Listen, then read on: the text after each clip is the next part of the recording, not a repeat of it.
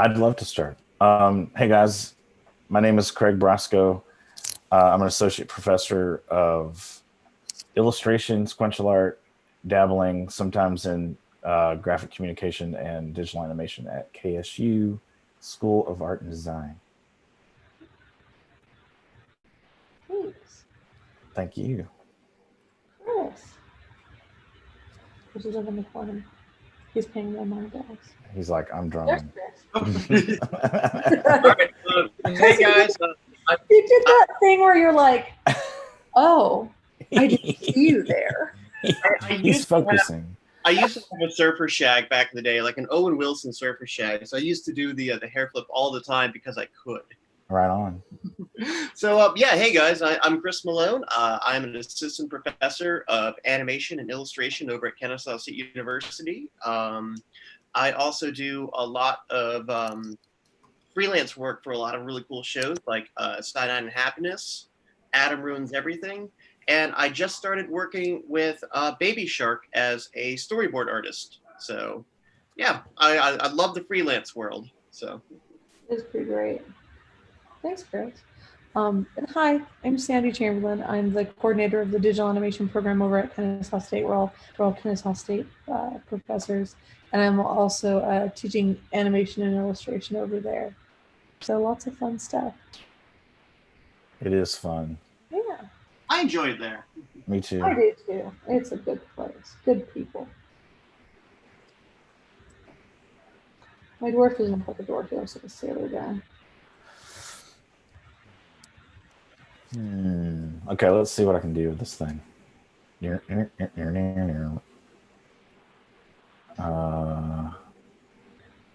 Edit. Select all. File. Okay. Oh, I know. Okay. Okay. I thought I could do like some morphing and stuff. I don't think that's here. Oh, you can do that. Can you do that, Chris? Is there like liquify tools or anything like that? I don't know if there's a liquify tool, but I know that you could at least use a lot of the standard edit tools. Okay. Let's see what we have here. Yeah, because like there's not a lot of stuff that would be you might be able to create a liquify tool out kind of like if you take a paintbrush tool. I'm seeing over here, and it looks like you could add like a bunch of different brushes to kind of mix them together. Oh, cool. Because like I have the brush tool selected, and I say that there's a number 1, number 2, number 3. Right. And I think you might. Oh, that's just so that way you can actually make multiple tools. Never mind. Okay, cool. Makes sense. There's also a question in chat from Keith of, is there a smudge command? Yes, I think there is. I don't know, Keith. Yes, isn't there a smudge? Let's see which one is it. What does this do? Okay. Like a blending tool of some kind. That would be nice. Oh, you can undo too. Yeah, definitely. Yeah, you can deselect, undo. But I don't know, Keith. Yeah, I don't think there is. That would be nice though. Like, oh, that's just a hand tool. It's a brand new kind of platform. I mean, considering it's pretty great. I mean, this is pretty smooth. I think they said there is like this is the free version. I think there's a professional version out there that has more bits and bobs like that studios and companies can buy. I see. Yeah. That's but smart. I think you're going to start integrating a lot more stuff because like I said, it just launched like about a month ago, whenever Lightbox was. Yeah. In September. Yep, that's right. Because I remember Melissa was very involved in that. Yeah. Melissa Mims. Chris, what time do y'all draw on Wednesdays? Usually we start at 8 o'clock. Okay. And sometimes we go till 9:30. Sometimes we go to midnight. I remember one night we went till like 2 o'clock. That's awesome. All right, I'm definitely getting on next time. This is fun. It's very fun. It's a lot of fun because you have people from a bunch of different classes getting together, and one of the things I always hear from people in both studios and school is sometimes they get so busy doing work for class and for clients that they never get a chance to just draw for themselves. Right. And that's what I like about the Wednesday night sessions, is that we just get together and we just draw whatever the heck we feel like doing that night. Mhm. And it just makes a lot of the students just feel more free than they felt in a long time. Mhm. Yeah, I mean, the last time I did something like this was back in the day with conceptart.org, and they would have these little chat rooms that you could draw in. It wasn't this nice. These were like, these old JavaScript based, like almost like 8-bit art things, and we would just doodle and sketch and talk, and it was really fun. It was just we'd spend hours and hours just drawing and hanging out. So yeah, I miss that. This is really great. This is very much like that. Mhm. So I'm not sure if you've ever been to Heroes Con or not, but they have a very famous drink and draw event where what happens is that just a bunch of artists will get together at just like one of the hotels, and we will spend hours just coming up with whatever the world we felt like. But we had to use the sheets of paper given to us by the convention. Mm. And the convention would take like a lot of the drawings and would just auction them off in a silent auction at the end. So we were able to raise money for charity while also just doing stuff for fun again. That's so great. I haven't been to Heroes since like, gosh, 1988, 89, something like that. I was in high school, or just that. No, it was later than that. It was like 93, 94, I think, because it was really, it was small, but it was very like well known. Like I heard about it all the way in Augusta. So we went up there a couple of times and I met Adam Hughes there, I think. Oh, cool. Yeah, they used to go there. Gaijin was there all the time. Like that was like a guaranteed thing. And so I got to talk to him once, and it was just very chill and nice. And I'm sure now it's like way more like involved and stuff. It is a lot more involved, but one of my favorite things about it is that the people who went there at the exact same time that you did back in the 90s, they go back and they bring their family with them. Oh, that's cool. It's an extremely family-friendly convention. Yeah. And it's great because like you see these you see this passion being passed down from generation to generation. And I just really love seeing little kids running around dressed up as like the Avengers, for instance, and not just in Halloween costumes. Like you'll see like a bunch of 10-year-olds in legit like Avengers cosplay. That's awesome. That's super fun. It's like the going to Dragon Con is always so fun too. Yeah, and Heroes to me has always been like very comic book supportive, like indie publishers, and like it's really. I always thought that was really cool. I mean, there was just, and it was encouraging, because being from a small town, it was like, coming to a place where all these, what I thought were really big shot people, and also like just regular folks trying to publish and sell their books. It was really amazing to me. I was like, wow, this is special, because Dragon Con had that a little bit, but it wasn't focused on that, like whereas I thought Heroes always felt that way to me. It's been one of my favorites. Actually, I was going to bring a couple of the students from the Kennesaw Comic League there in 2020, just to give them their kind of like their first taste of it. But unfortunately, you know what happened with COVID and everything. Sure. Yeah. I mean, But hopefully we'll be bringing students over there in the future.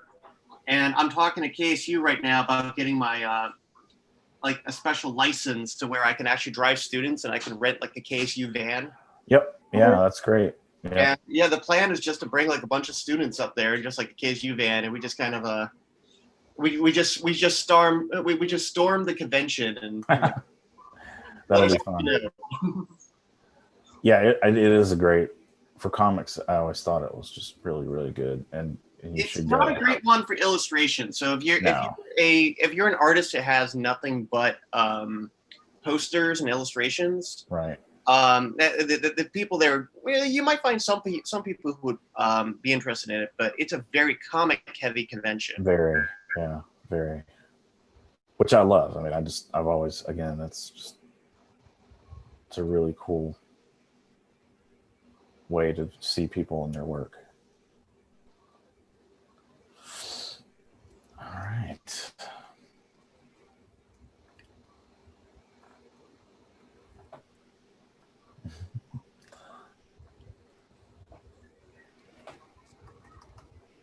All right, let's see if I can speed this up a little bit.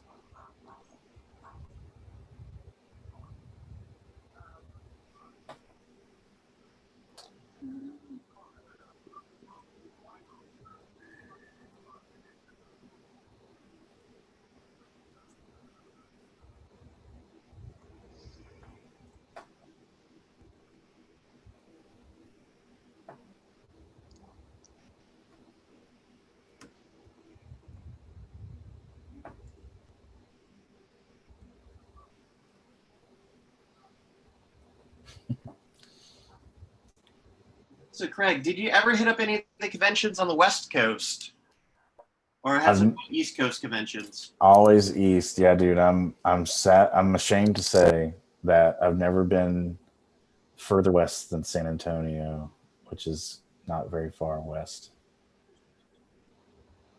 But I need to go to SDCC at least one time. It is. It's worth the trip, even if Right. you do once. Yeah, seriously, like I would love for KSU to do that one year. I know that's a big undertaking, but I think it would be amazing. Yeah, it's still pretty fun. I mean, I don't know, honestly, because I lived out there. Yeah, you have to go with us. Oh, definitely, for sure. Oh my gosh, I really think that the Comic Con is fun, but I think Dragon Con beats it, honestly. Interesting, really. Oh, absolutely. Because I mean, Dragon Con happens over, like 5 different major hotels in downtown Atlanta. True. And it has such more of a relaxed vibe where like Comic Con's all at the San Diego Convention Center. And it's like, it's just all in one big place. So it's like really hard to get into things, and you can really plan at Dragon Con and like get into stuff.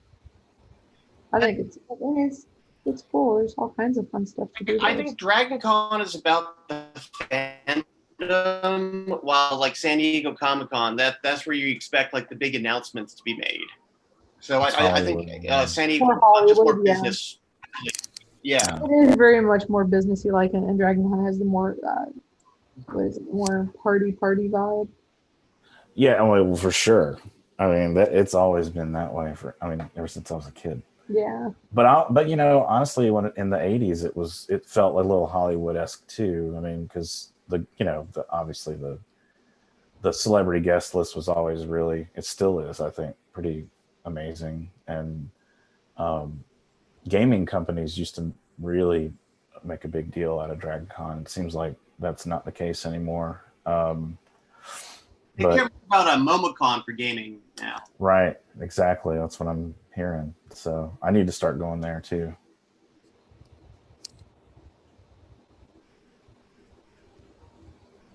I used to, I say used to, like I still do. It's just whenever we actually do it again. But like I actually man the table for Cyanide and Happiness's video game and for their and their card game. Right. So there's a big people that just love gaming, whether it be board games, D&D, video games, They have an entire room of just pinball machines too, where they will talk to people. Whoa. Like, I'm talking like 50 pinball machines or something. Nice. And and what happens, like, you just have like a bunch of people who just collect and restore these old-fashioned pinball machines, and Oh, will wow. just truck them in and create a collection for people to play in. That's super cool, man. What about coin ops? Do they have like old video games as well, or is it just pinball? Not as much there, but Dragon Con does that. Oh, I didn't know that. Yeah. I don't know that either. That's cool. Oh man, I remember at Dragon Con 2 years ago. I went there with I'm really close with my nephew. Okay. And my nephew and I were in the we were in this coin operated arcade area where of course everything was set to free. Nice. And my girlfriend and her sister were like, "All right, guys, we'll be back in 2 hours." And we were like, we didn't even look up from the arcade. We're like, "All right, see you soon." Oh, wow. 2 hours later, they come by. We're still playing video You're games. still right. We were asking for more time. I love it, man. That's just like me and my buddies used to go to putt at 12 in the morning because they were open all night on weekends, and we would just play in the arcade for like until the sun came up. It was great. Yeah. Those were the days. I've been purchasing those 1-up arcade machines. Oh, the ones yeah. that are like 3/4 the size, Right. and also 75% off the normal price. For And sure. Then you get the Ninja Turtle one, right? I have the Turtles in Time arcade machine in my very tiny condo, It's so great. Cool. and I found Space Invaders for I actually found Space Invaders for 40% off, and I'm Oh, wow. debating about actually putting it in my office. Oh, that would be Like the real console thing, or the No, it's a smaller the mini one. Okay, got it. Yeah. Still, yeah. Oh man, what a great game. And I just think it'd be really fun for someone to be like, "All right, I got to go check out the professor's office," and then there's like an arcade machine right in the middle of it. that is pretty great. Yep. And then like while people are waiting, they can play. Oh yeah. Exactly, yeah. Yeah. That's pretty cool. I would have to have Big Doug, Mm-hmm. Robotron 2084, and Xevious. I don't know if anybody knows Xevious. that was. Do you remember that? I think if it's It's Atari. It's just it was a top-down scroller, and you had to fly. wait no, And there was like these, I thought that was Gradius. I've got the name wrong. Well, I want It was really cool. specifically I want Galaga. Galaga's That's great. the one that's Great, on the great. top of my list right now. Oh, and I forgot Black Tiger. Black Tiger that was the only game that game and Dragon's Lair were the only games I ever beat with 1/4. Wow. Wait, you beat Dragon's Lair with 1/4? Yes, and the only reason for that is Yeah, like because what? at our You beat the legend at my Pizza Hut that I grew up in. really. But see there's a catch. At Winthrop University where I went to school, it was the only game they had in the student union, the only one. So we would go over there like on Saturdays and just play and play and play. I got it down to a science. Like I knew exactly what to do. I mean, that took a long time, by the way, to get to that point. I could just flop in 1/4 and play.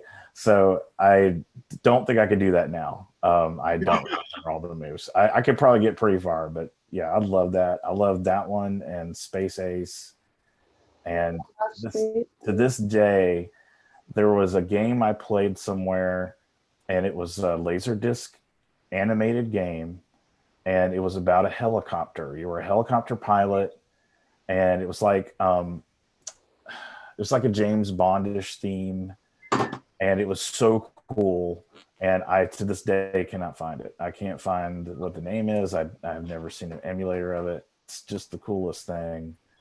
It was definitely not kid themed. It was for adults, but it was in this, because it was very violent. And it was about a helicopter, you say? You were a helicopter pilot, and you had to, you were like attacking these terrorists that were in a city, and you had to fly around and shoot them. And it was gnarly. And then you had to like get out of the helicopter sometimes and do missions it was almost like playing Metal Gear Solid, like as a was as an animated game. Like it was crazy. Oh. I only got to play it like 3 times and then I had to leave. It was like in the airport or something. I don't even remember. Oh wow. Yeah, it was weird. Our big game was Street Fighter 2 back then. Street Fighter. Yeah, it was at Primetime Pizza, and it was Street Fighter 2, and it was fantastic. Nice. Because Nice. all the boys that would go there wouldn't think that I could actually play really good, and we would play for money. We would put quarters up on the Who was your character of choice? window and just say, "Oh, I'm next," and then as I put my quarter up there, and they're like, "Oh, you want to play?" I was like, "Yeah, how do you do this? What buttons do you?" Oh, you sandbagged them. Yeah, what am I doing? And then they'd all get mad because I kept beating them, and then they would then they'd start betting me, and I was like, "Oh, okay." And they thought I was an easy mark, and then I ended up. I think the most I got was like $60 one time. Wow. And that was it. That wasn't at Primetime Pizza though. That was at was it at the border? I think it. No, it was in Laughlin. I would go to Laughlin. My parents would take me gambling all the time. Like they would go gambling, and then like there would always be these like arcades that were like mini casinos for kids that you could go dump your kids in. Right. And I remember just being like in middle school and just that was one of my big deals. And I think I got $60 from some guy. And then I had to like run away. It was like a movie moment really, because like they got so mad that I kept beating them. And then like the one guy left and like was gonna get his other friend to like win. And I just was like, "Oh, I gotta go." And I took off with all the money. And there was a carousel downstairs. And I remember like running because the carousel was free. You could just get on it whenever you want, but it was always moving. And I remember having to run through that carousel to get to the exit door and like run away from these Holy guys. cow! Try to get the money from me. I know. I was like in middle school. It was ridiculous. Oh my gosh! But yeah, it was pretty funny. Holy cow! Wow. Who did you play when you did start Street Fighter 2? Who was your favorite character? Girl, Chun-Li, because she could. Chun-Li. Yeah, she was jump powerful. off the wall and do that like special kick that hardly anybody could block. So I would do that a lot. And I also liked what was this? Who's the green guy? Blanca. Blanca. Yeah, he was cool. He if you got his special, he could do like the lightning stuff. Yep. Blanca was fun. Yeah. He was great. It was a strange character. Yeah. I always liked Zangief and Oh yeah, the big guys. big guy. And I played Guile, I guess, probably more about the same amount. Yeah, but I sucked at anybody else. I was not that good. Dalzim, I could. Well, Dalzim was he was my main. That's awesome because he's brutal if you know what you're doing, but otherwise it's like he's really hard to play. Oh man, I used to play that game. Like yeah, back in the day, right? Well, that and God, what was that other one? What was that? Not Mortal Kombat, but it was really brutal, and they had these like almost like monster characters that you played. Oh, and Darkstalkers? No, I know what you're talking about. Primal Rage. It was like that too. It wasn't Primal Rage though, and I feel like an idiot. Was it Darkstalkers? I played that a lot. That was a good one. That was oh my gosh. Now I'm gonna have to go look it up. I'm drunk. Look it up, yeah. I feel so stupid. How can I forget this game? I mean, it was so like you had to get up early in the morning to play this game because it was so popular at the mall. Like it literally was. Oh yeah, the mall. The mall. That's where I used to go. I know, me too. I remember. Play video games. No one really does that anymore. Everybody just go to online and social media. So different.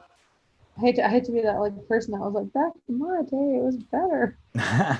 I enjoyed arcades. They were fun. Oh yeah. You had to run away from people trying to hurt you.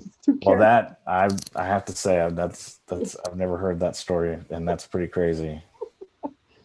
Sandy's you were the Street Fighter hustler. It was fun though. That's great. I love it. But so yeah, I always had to be careful.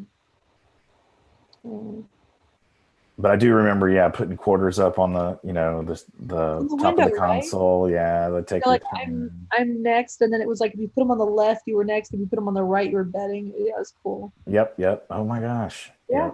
Get all your left pocket money. It was funny. The first game I ever did that I ever bet on that I just was completely terrible at was Defender. I don't know if you remember that one. I do. Oh, that game was hard.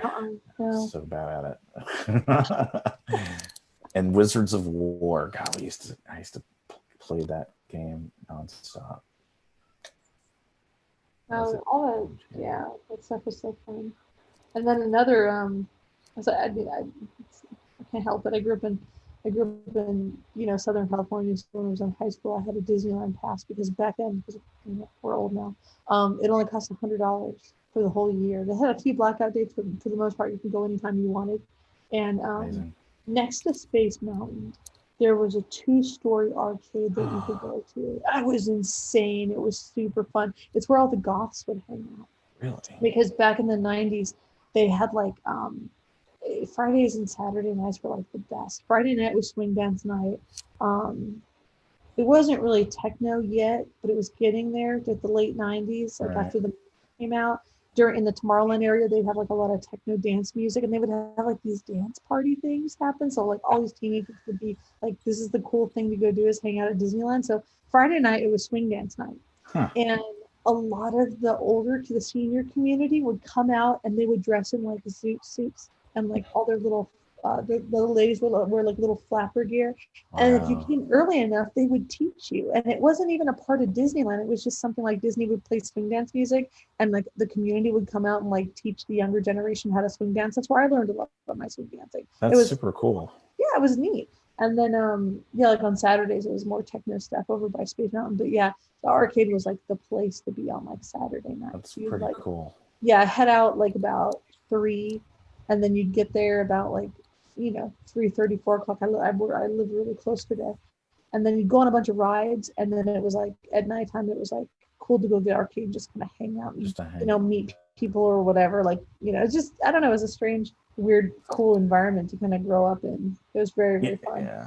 It was cool because the park would stay up until like midnight, but you could hang out there till 2 a.m. because Main Street would stay open. So when you were done like having fun, you could go like have ice creams and go running through the shops and just kind of have a fun time. And then like you would have to hope to God that when you were driving home, because I think I was like 16, I just got my license and I would go, that you wouldn't get caught with curfew, because I think if you were under 18 or something, you shouldn't be out on the streets like after 10 because of gang stuff and all that nonsense. But yeah, it was a ton of fun. My parents would always be like, drive good, because you get a big time ticket and get your license taken away, and we'll get in trouble because you're out after curfew. I was like, okay. So I was always really cool about being when I drove home and not be too crazy. Yeah, I bet. That's fun though. Wow, memories. Yeah. Yeah, ours was just we just went to the putt-putt. Oh, you know what else? It's so bad. The golfing stuff. Yeah.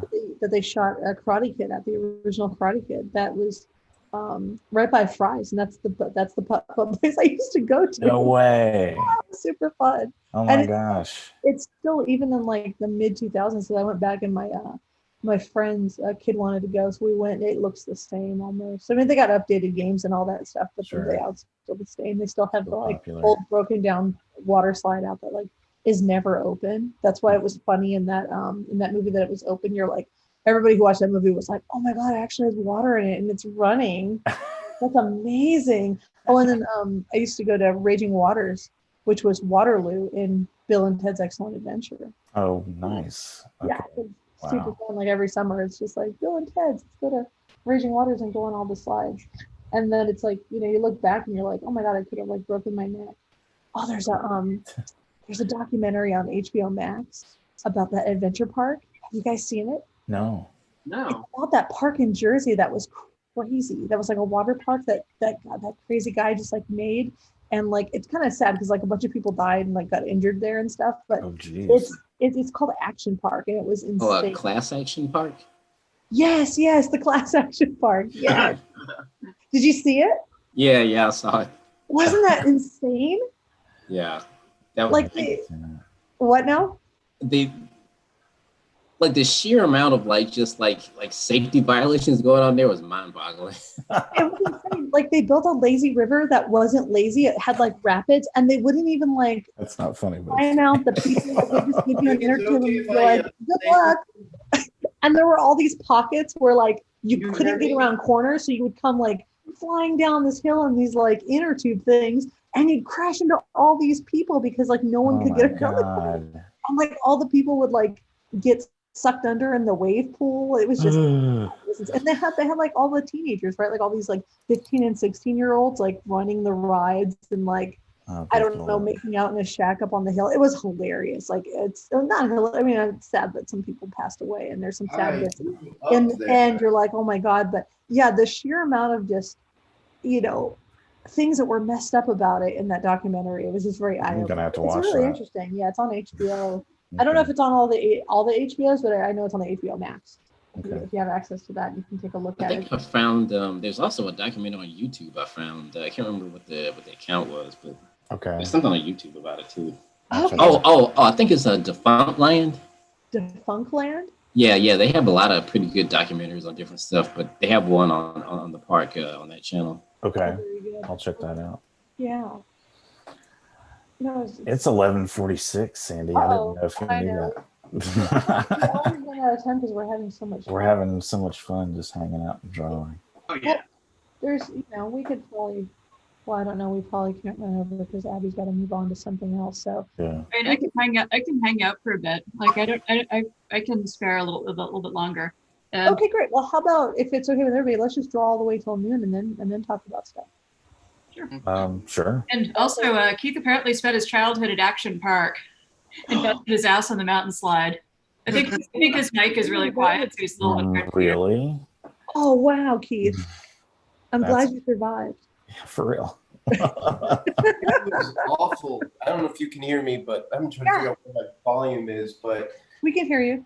okay, yeah, that was the like it was like one of those things where it's like as a kid I got to go and like there was like no supervision. We can just go do whatever we wanted. That's And awesome. like kids would like just like get into like gangs and stuff. They're like kids gangs there. People that like had like season passes. Right. They're like ruling parts of the park. That's It was like Lord of the Flies, I bet. like as a theme park.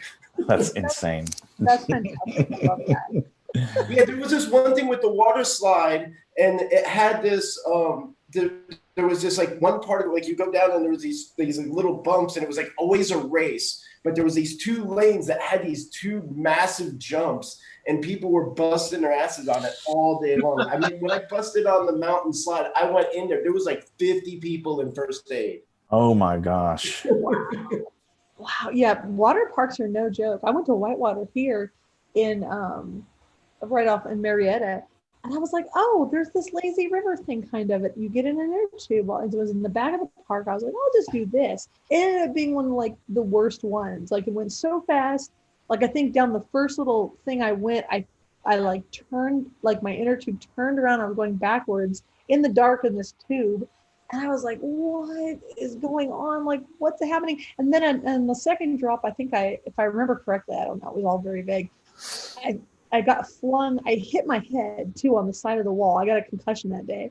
And I flung out of the inner tube. So I'm like in one of the like little lull areas and the inner tube is like tumbling behind me. And I was like, okay, so I fell off my thing. I hit my head. I know I'm in the tube still. And then all I could think about was, oh my God, they're timing it and they're going to send somebody down after me. So I was like freaking out. I was like, someone's going to come flying down this thing at me and probably break one of my bones or like break my neck. So I was like, okay, right. I just have to crawl and get to the next thing. And I was going to try to get back up on my inner tube. No, this is not happening. So I finally just like crawled and started going down this thing, just free without the inner tube. And I remember super matting out the bottom and just being like so happy. And then I was like, I'm fine. And I went and got in the wave pool with my little cousins. And I was like, still, that's kind of, don't feel good. And so, yeah, I went to the first aid thing and they were like, oh, we can't have you like walk up to the area to like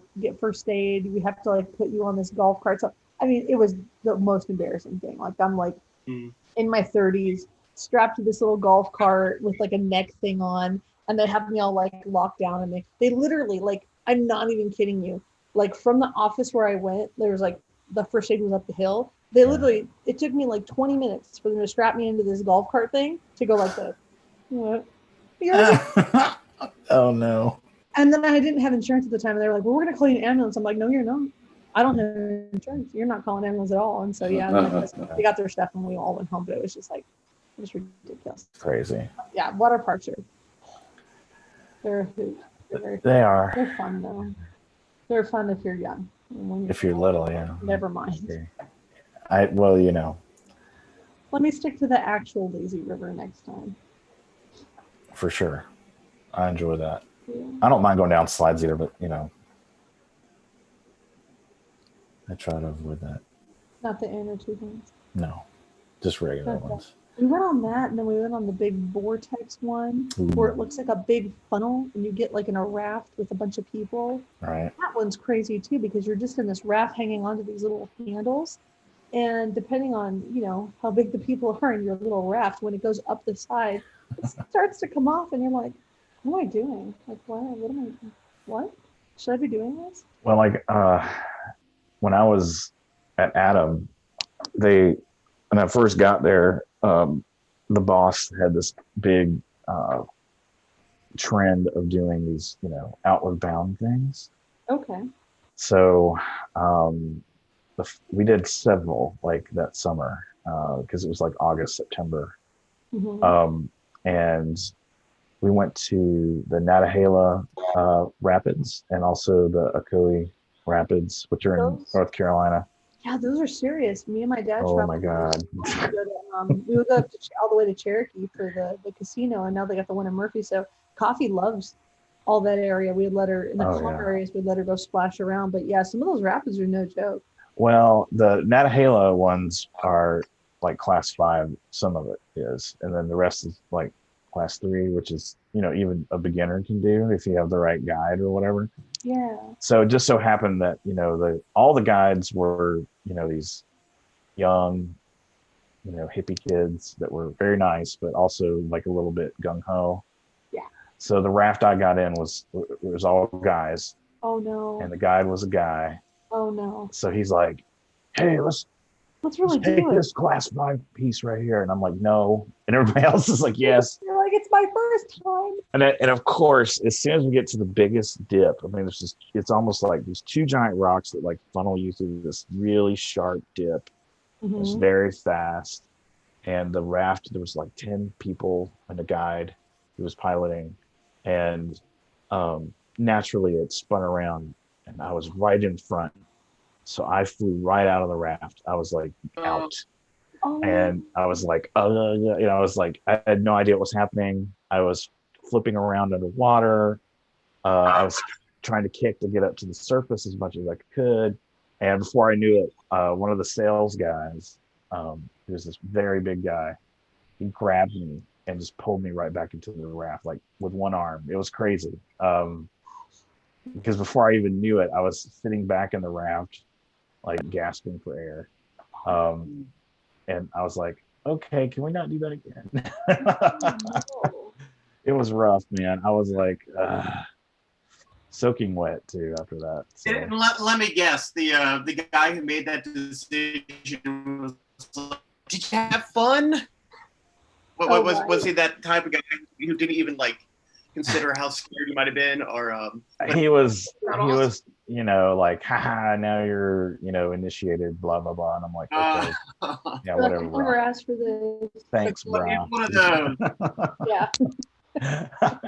So yeah, I mean, it was amazing. Like I really enjoyed it, but at the same time, I was like, okay, I need some more practice, obviously. But yeah, those were the days. Team building. Ooh, team building. Team building. Or something. I mean, I took that gentleman out for a beer like 2 days later. It's like, thanks for pulling me out of the water. When I have a 1-year-old daughter at home, not even that time. Yeah, she was very little. So I was like, yeah, my wife was not too happy when she heard that story. She watched it. Oh no. Well, she was like, "What?" What were you doing? Well, but you didn't know. I mean, you can't control what other people are doing. Well, it was now know that you totally trust that one guy like else. Yeah. well, right. I mean, that's the thing. It was the guy. It was the this. I'm sure he'd gone down this thing a million times. So I was like, okay, no big deal. And then it was very harsh. It was really brutal. So, and the fact that it was that easy that I just popped right out, I was like, okay, I know how this works now. No, that's that's a scary situation. It was very You do. scary. Sometimes you're like always like, oh, I don't want to be the one to speak up because, this person's a professional. They do this on a daily basis. I'm sure I'll be fine. And then you're in the Sure, water. sure. I was totally in water. Yeah, it was gnarly.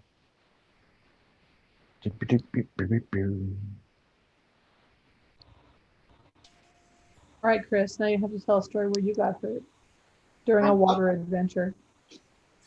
Oh man, I'm a surfer, so I got lots of good ones from that. Yep. Well, hey, yeah.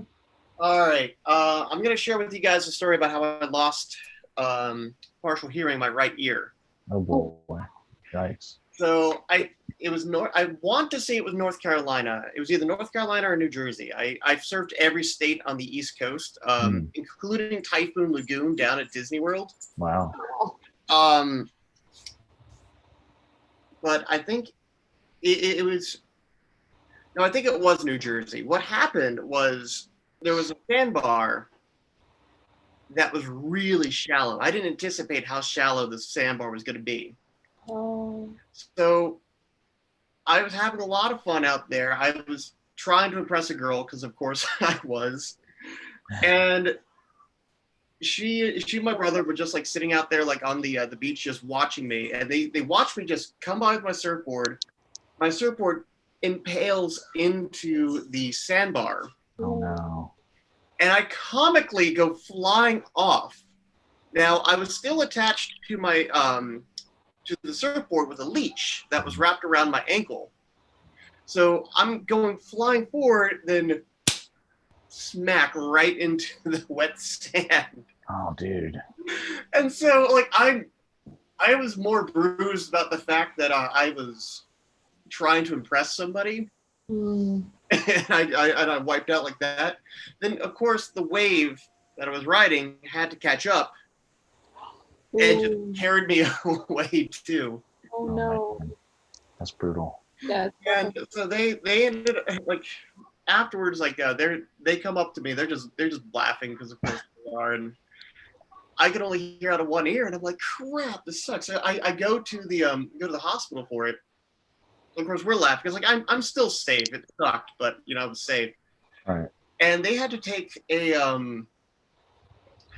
I had so much sand in my ear that they had to take like kind of like a power or like this like pressurized water, and I kind of got the inside of my ear power washed.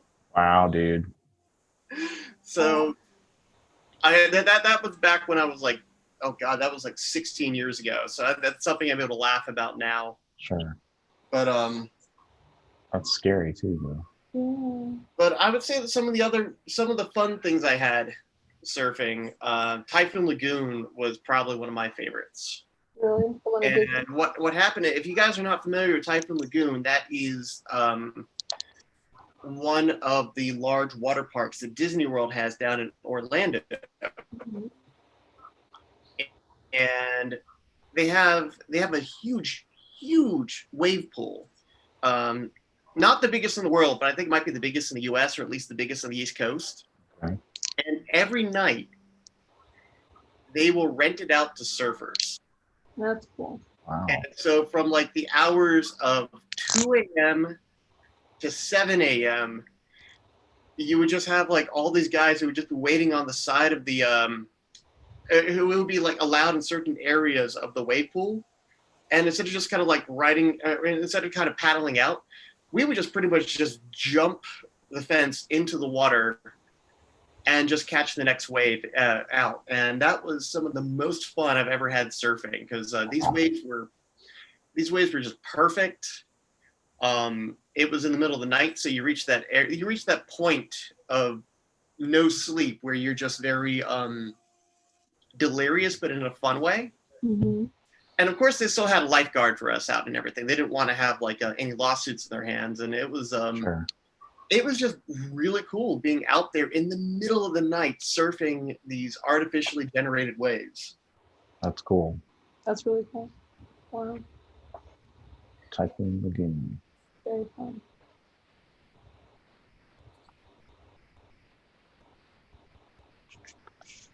Sorry, I messed up muting my dwarf. I'm kind of happy with Oops. him. All right. Oh, oh my gosh, it is noon. Yep. Very Wow. cool. How can I zoom out? Cool. I'm gonna leave mine just kind of how it is, so it's all zoomed out. Everybody can see it. But let's have, we can all talk about our characters. But Sure. Keith, Darius, do you guys want to go talk about your character? Okay, I'll go. Okay. The premise I kind of came up with as I was drawing it was that this is a dwarf that sort of became dissatisfied with his, life on land. So he decided to, use his carpentry skills to, build ships and kind of have a life like out on the sea. And I didn't get that far with it, but like his big mallet there is supposed to be like a barrel that he turned into a hammer. That's cool. It came across. That's very cool. That's awesome. Love it. Thank you.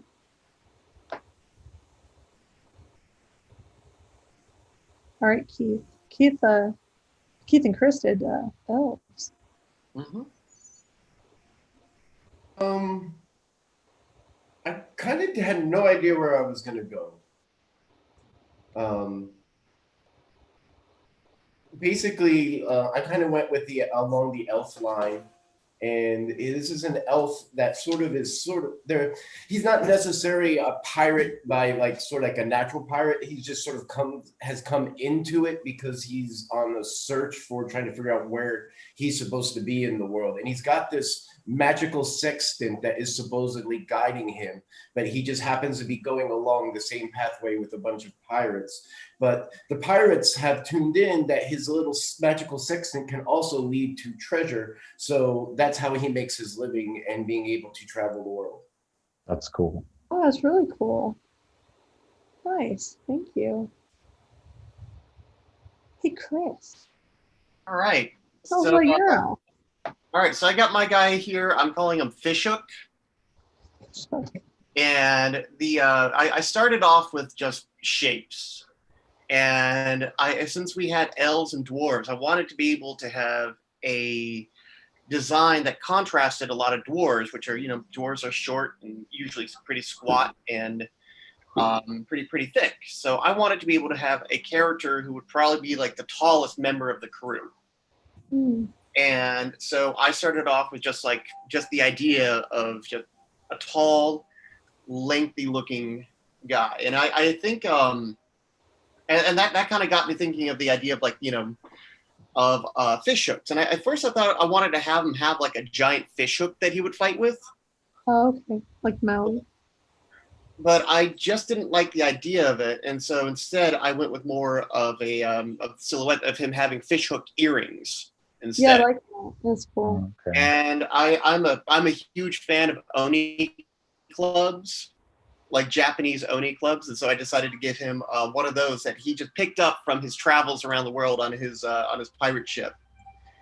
And the idea is that I just wanted him to have something a little bit thicker to be able to compete with like all the other dwarves that he has on his pirate ship. Nice. So for me, a lot of it is more of contrast. Mm-hmm. Between a lot of the dwarven crew that he would be with and kind of a bit of a superiority complex too with how tall he is compared to everybody. Oh. Very cool. Thanks. Hey, Craig. Hey. What about your dwarf? Oh, he's a crusty dude. He's awesome. He's Grimbeard, I guess is his name. Grimbeard. I love it. And he had a bad encounter with a nasty squid that ate off his hand and leg, and now he's on the high seas and trying to help his fellow dwarves and elves tackle the beasties out there. So he's constantly vigilant and kind of angry all the time. People are slacking off and doesn't want anybody to get hurt. So That's awesome. He almost looks like a little mini, a little mini that you could paint too. yep. That's great. Very cool. Thank you. Yeah. I just drew my like sad dwarf guy because his birds are just never they're never minding. They're always being all mischievous. Yeah. Like the birds, I like his wrapping on his head. Yeah, that one had to match. He's like, I'm like, damn. He's very fashionable. He is. The other one's a little bit wieldy. He's like, yeah, I'm gonna cause all the trouble. I like it. He's got his knife. He's ready for action. This little thing, he's ready. See, this is cool because I want to. I like the community thing of this and the idea of like everybody contributing a character to a whole, set of story or something. Yeah. That's really fun. Yeah, it's super fun. One of the things that we used Magma Studio for was we actually made a map for a D&D campaign.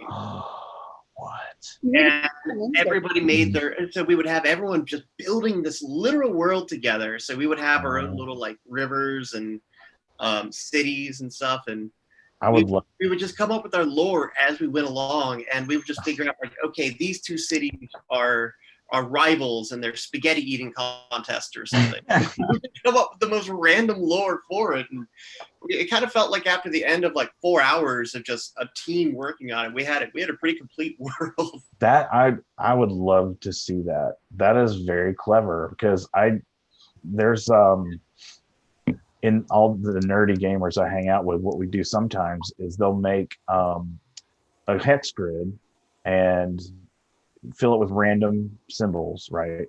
Yeah. Generated. And then on a blog, they would post it, and then like people would take turns saying what was in this particular hex. Like, okay, there's a witch here, da da da da.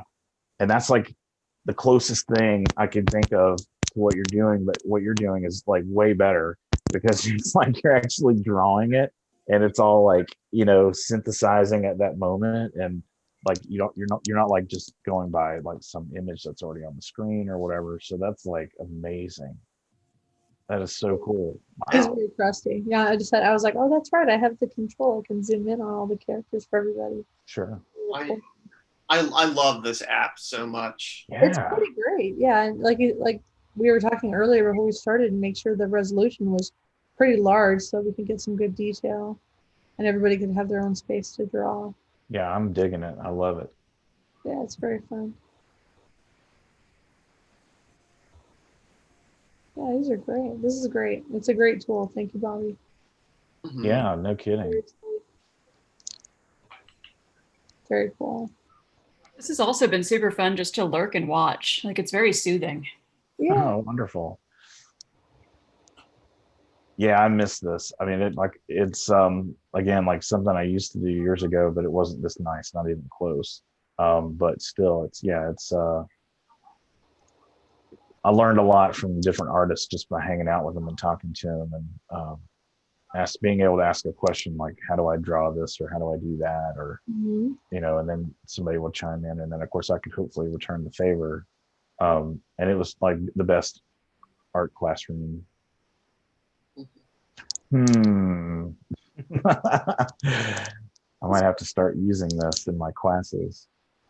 Especially with all the online teaching right now. Yeah, absolutely. It's very cool. Yeah, Well, I'd like to actually kind of use it as like a little warm-up thing too. right. No, I mean, because you can like paste stuff into this, right? So like I could like copy a flattened image in Photoshop, right, and just paste it in here. Let Yeah. me see, because I actually have Ooh. for my character development class, it was funny. I had the students tell me, I'm like, just pick a character that you know, like pick a. I was gonna do it like an anthropomorphic character, and I didn't have. And it's funny because it's pirate themed. I didn't mean for it to be pirate themed, but I just said, oh, you know, like pick a random animal. And they said, oh, we want you to do a mouse. I said, oh, okay. So I started drawing a little mouse. I can copy this and paste it. Okay. I'll try to. I wonder if I could. I'll grab a new layer just in case I want to mess anything up. Right back, guys. Sure, man. Where can I grab a new layer? Maybe right here. This is the new layer. Maybe. Look it and see. For me, yeah. There we go. I'll see if I can paste it in there. App Magma Studio wants to see text. Allow. Oh, wow. Can I? That's amazing. So you like that was from Photoshop? You just pasted Yeah, that? this was in Photoshop, and I started drawing this mouse, and I was like putting a little shirt on, and I said, "What kind of mouse is in there?" Like a pirate mouse, and I was like, "Okay." Then I'll just, I wonder if I can make this smaller though. I don't want to cover up. Oh, here, I'll just cover up my own stuff. Yeah, I haven't figured out how to scale anything yet. In this, yeah. Oh wait, is this it? That might be it. Aha. There. Oh, Cool. I still have to hold shift like the old. Yeah, like the old days. Yeah. I don't want to I block that. love that little pirate mouse. Yeah. I'll leave him. Oops. Did I think I Okay. switched him. We're learning things. Yeah. If you if you hold on shift and pull from the four corners, it still constrains. Still constrained. But yeah, there's my little pirate mouse guy. I hit return. Oh, return is there's a chat in here, you guys. Yeah. Oh yeah. Oh, I didn't know that. Okay. Can we export this image? Yes. Yeah, I'm Okay. gonna save it, and I was gonna put it in the chat bar so everybody could have it. Thank you. Yeah, that would be great. Let's see. There's a save as, save, and then save it. Share as ping. Well, if I just save it, yeah, there it goes. Perfect. And then I'll see if I could drop it into this chat here. Can I drop it? Let's see. Well, let's not do it here. Let's do it in the Zoom. Let me go back to my Zoom meeting. Thank you for doing that. Yeah. Let me see if I can you add? No, I don't know if you can add files to the Zoom thing. Let's see. I think they were figuring this out yesterday. Can you just add a? Hold on. What's the hamburger say? Oh, just participant chat, save chat, post only. Well, I wonder if I could. There is an option in the Zoom chat to send a message with a file to everyone. There is. Okay, how do I get to that? How do I do that? Okay, pull up your chat window. Yeah, I got it. Okay, make sure that everyone is selected, like in the two, like type message two. Yep. Do you see a little icon that says file? Where? Right where it says to everyone in the you pull down menu. To the right of that, you should see a file option. No, see, I don't have that. That's weird. I see a hamburger where it says save chat and no one, everyone. That might be something set as a host feature. A host feature, yeah. Well, what I could do, hold on. Let's see, because I try to just drop it in. Oh wait, hold on. Maybe it just adds it. No. I wish there was a magic wand tool. I mean, really. Yeah. I mean, there's the lasso, but I mean, you know, that doesn't really help. Well, let's see. Abby, I could email it to you and then you could. Yeah, that might be the easiest. Like email it to me and Okay. I think I have everyone's email addresses, like Keith and Darius. Just maybe message me your email, the best email addresses to use, and I can send that out. Thank you. If I can, I'll get it to you right now. I'll just, I'll have to stop sharing my screen. So we'll have to end the session, but before we all go, I could send it to you and then maybe you could put it in the chat. Or email it, that's fine too, yeah. Yeah, either way. Okay. It was a kitty cat. What is wrong with you? All right, let's see. Does everybody have Instagrams that they would be willing to share? Yes. I'm gonna throw mine in the chat. Okay, cool. I'll Mine put is mine in on there. Sandy Scribbles, and my website is just sandyscribbles.com. Okay. Oh, oops. My website is the same as my Instagram handle, bertmouth19.com. All righty. I'm getting on there right now. Oops. Oh my gosh, if I could type today. There we go, it's my Instagrams. Oh wait. Yeah, I'll just email this to everybody. Keith, if you want to throw your email in the chat on the Magma, I can send the actually I think I can do a new Chrome window. Can I do a new window? Okay. Do you guys see the new window, or are you still just seeing the one drawing? I'm sorry. I'm over here and No, you're okay. Chris or yeah. Darius or Keith, can you guys just see? Yeah, You I don't see see the my picture. You don't see the second window, do you? No, I don't. Okay, No. good. I'll just use my creation email and I'll send it to everybody right now. Cool. Okay, Keith Prosick. And we'll just edit out everyone's email addresses in the recording. Sure. Yeah. Abigail, what's your email? Mine is, oh, you should have mine because we've emailed. Oh, that's right. I do have it. That's Never right. mind. Yeah. Okay, hold on.